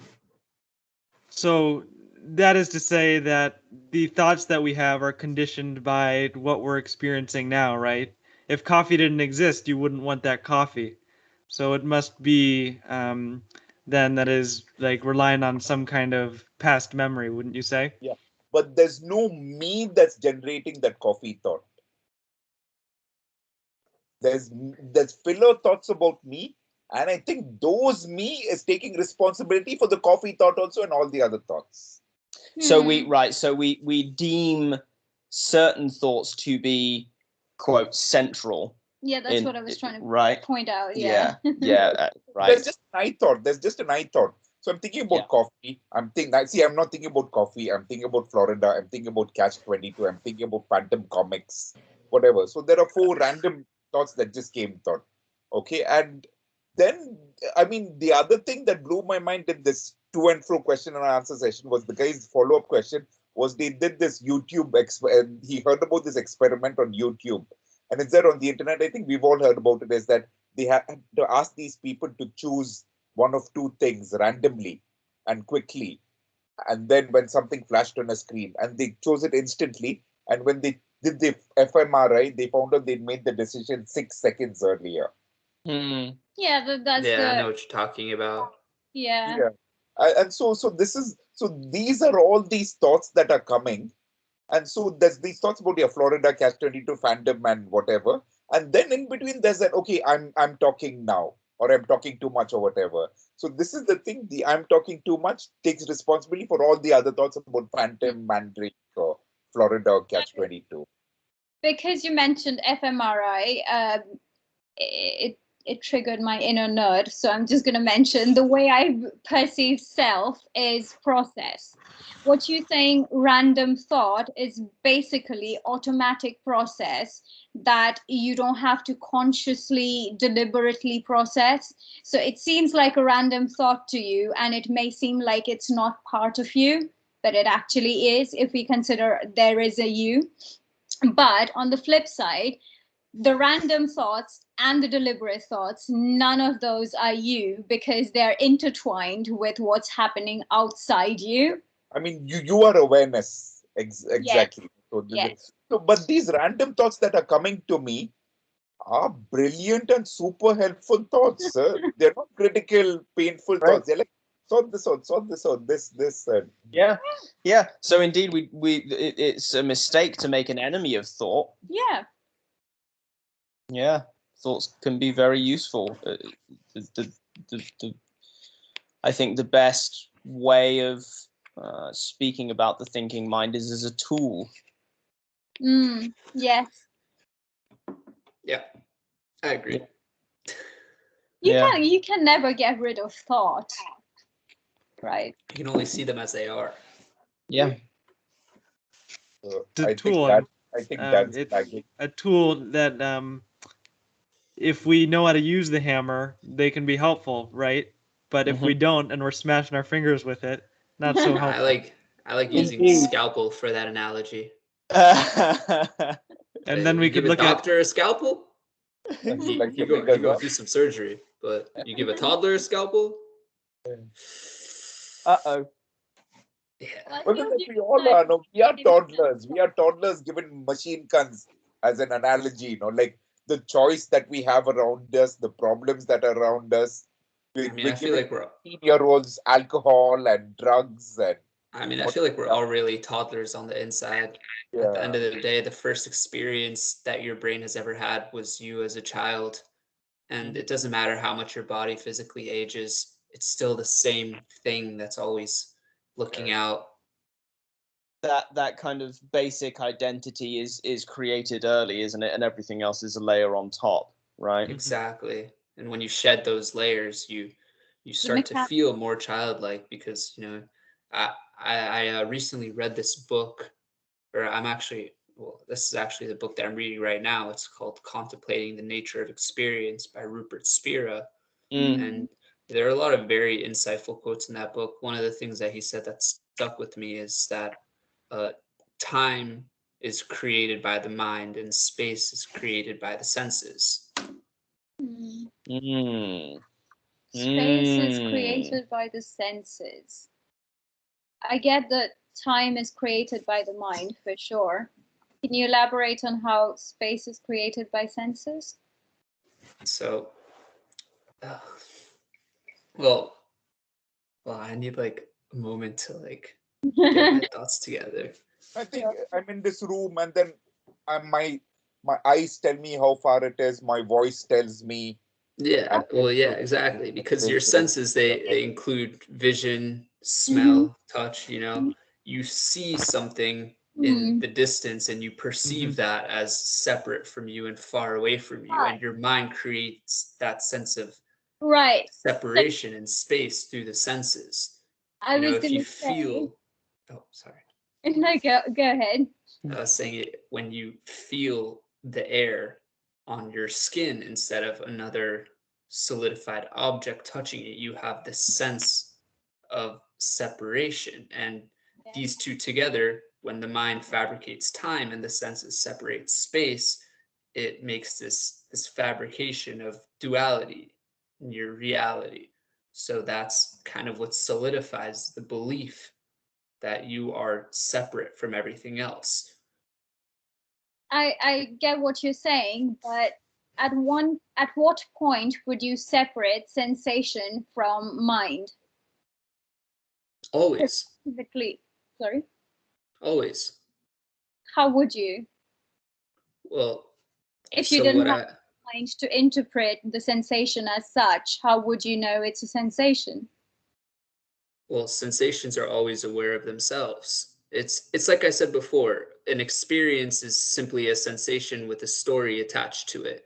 The feeling of the sensation is the body experiencing that, and then the idea behind the sensation is the mind giving it solidity. So every time I experience something, millions of sensations at any point in time. Sorry, what was it, Ryan? The body has millions of sensations or even trillions of sensations at any point in time. Okay, let me ask you a question. If I touch myself here, would you say the sensation is happening here or here? Everywhere. No, it's happening there, it's happening along that line, and yeah. It's happening right here. It's happening here. Yeah. So if I do this, and if I do this, is it the same sensation? Well, it might feel different. It might be a different sensation because it's not in the same place in space or time, but And it is in a sense the same thing, because this is another thing that I read. The sensation itself, it doesn't have the differentiation of good or bad. It doesn't have any type of differentiation. A sensation is just a sensation. All these different concepts, good, bad, hot, cold, those are just the stories that the mind adds on to it. So, every time I'm experiencing something consciously, putting my awareness towards it, I try to divide the experience into its smaller components, which is kind of like what Vipassana, or an aspect of it, is. It's like an inverted pyramid. The inverted pyramid is, there's millions of sensations. With those millions of sensations, there's hundreds of thoughts attached to those sensations.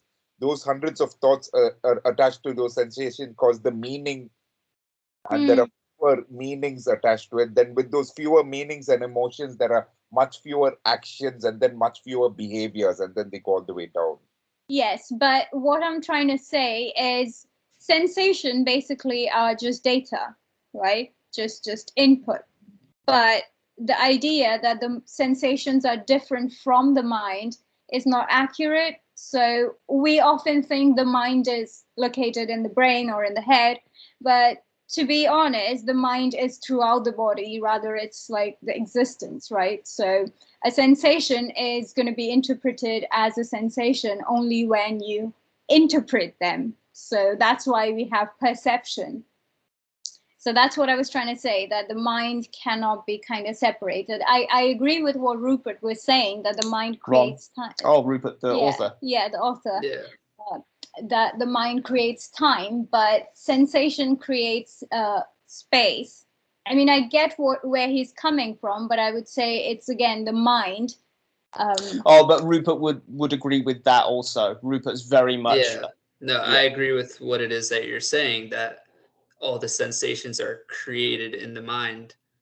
But I'm saying as well that these sensations also give you the fabrication of space, because from the perspective of truth, all of reality is just one seamless totality. Every sensation is free falling in the center of infinity, so there is no center. But our sensations from the perspective of the brain fabricate a center, and they fabricate a differentiation. Like, I'm looking at the wall above my computer, and I see that as not exactly where I am, where this body has the experience. You have that subject-object differentiation, for sure. Yeah, and this stuff not the function. Yeah. This stuff has function, it has its purpose. Oh, I think at the relative level, I mean, at the one can't do away with the subject-object difference. What we can do is not cling to it or take it as the ultimate reality. And look at where it's not helpful, right? So, for example, the extreme end of identification is narcissism, right? Ain't helpful. It ain't helpful, and maybe it would be worth us. Territorialism, all that stuff. Maybe it would be worth us in that situation seeing if there's anything we can do to soften our sense of self by seeing things more clearly, right? So if narcissism is a malfunction, a disorder,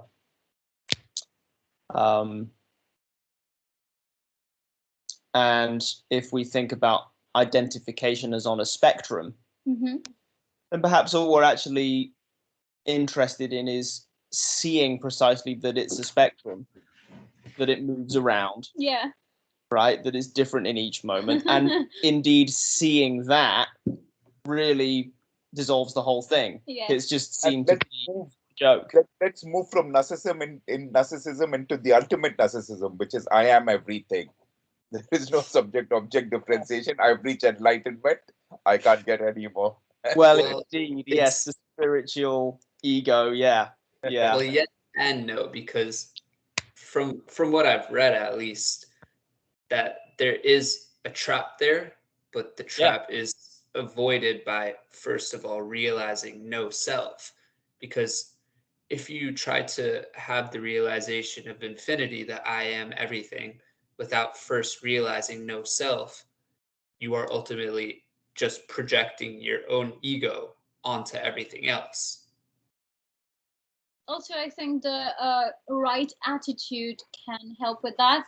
Yeah. To set the foundation. If Yeah. you got the preliminary practices sorted, you've got that in kind of integrated into your being, you're less prone to interpret no self, non-duality as narcissism, right? Well, yeah, I think that where Ryan started was the spiritual ego, right? Is the okay, I've found all these books, let me now make a new identity out of all of that. Yeah. Which, yeah, we can all see if we open up Instagram. Yes. Ego of not having an ego. Yes. Yeah. And what a wonderful trap for one to find one's way out of. Right? I mean, if one can see that one is in that trap, then there's some really good fuel in that, I would say. Yeah. The trap collapses. Yeah. Yeah. Yeah. The ultimate aha moments, right? Yeah. Okay, guys, I'm going to wrap things up here. Great seeing you all. Yeah, this is awesome. It was a pleasure. Yeah. So much fun. Great to see you again, Ryan. I always really enjoy the discussions that we have. And Ron, it's great to meet you. Yeah, it was lovely to meet all of you. Debbie, Except for you, Dan. Dan, we know you. Yeah. Good. So, Amazing, Ron, yeah. we're here every Tuesday at the time that I called today, whatever that is for you. So you can It's expect 3 p.m. 3 p.m. for you. So you can expect to hear PM. from us this time next week. Yeah. All right, yeah. No. Okay, guys. More likely than not, we'll be tagging in again. Great. See you then. Bye, Bye, guys. guys. All right, bye, guys. Bye.